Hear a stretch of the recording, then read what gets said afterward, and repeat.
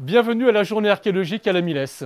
Nous sommes sur le tracé de la future ligne à grande vitesse qui va relier Le Mans à Rennes. Nous sommes plus précisément sur des anciennes mines de fer qui peuvent remonter à l'époque gauloise ou peut-être beaucoup plus récemment à l'époque médiévale. Sur ces 3 hectares décapés, il y a 2 hectares de mine et on va aller voir une partie de l'hectare qu'on a décapé au niveau des galeries. Le public peut découvrir 2 histoires. L'histoire de l'extraction par la visite du site et puis une autre histoire qui est la suite de celle de l'extraction, qui est la réduction du minerai en fer. Mais cette deuxième histoire est un petit peu spéciale puisque là nous profitons des lieux pour bâtir un four métallurgique pour faire des expériences.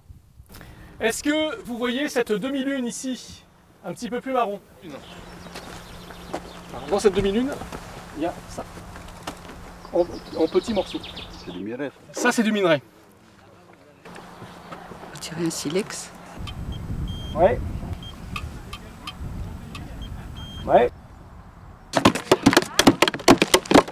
Alors là, on a un minerai qui est grillé, donc qui est passé sur un bûcher. Ça facilite le concassage mécanique. Et là, le minerai brut, sorti de la mine. Bon, allez, bon courage. Merci. Ça, c'est ce qu'on appelle un bas fourneau. Le but du jeu ici, c'est de faire du fer à partir du minerai de fer qui vient d'ici. On va passer du minerai et du charbon de bois par charge. Donc on va mettre minerai, charbon de bois, ainsi de suite pendant une vingtaine d'heures. Au bout de cette vingtaine d'heures, on va récupérer notre masse de fer qui se coince à peu près donc à ce niveau-là, au niveau des arrivées d'air. Ça, c'est une loupe de fer qu'on a déjà faite lors d'une expérimentation. Donc c'est le fer contenu dans le minerai.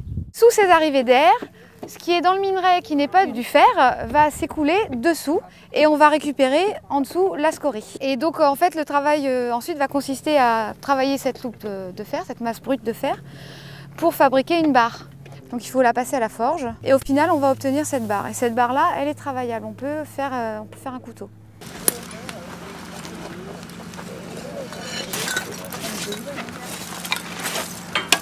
Pas taper fort.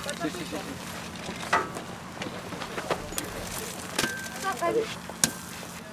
La pointe. Hop. Voilà, du fer. Bravo.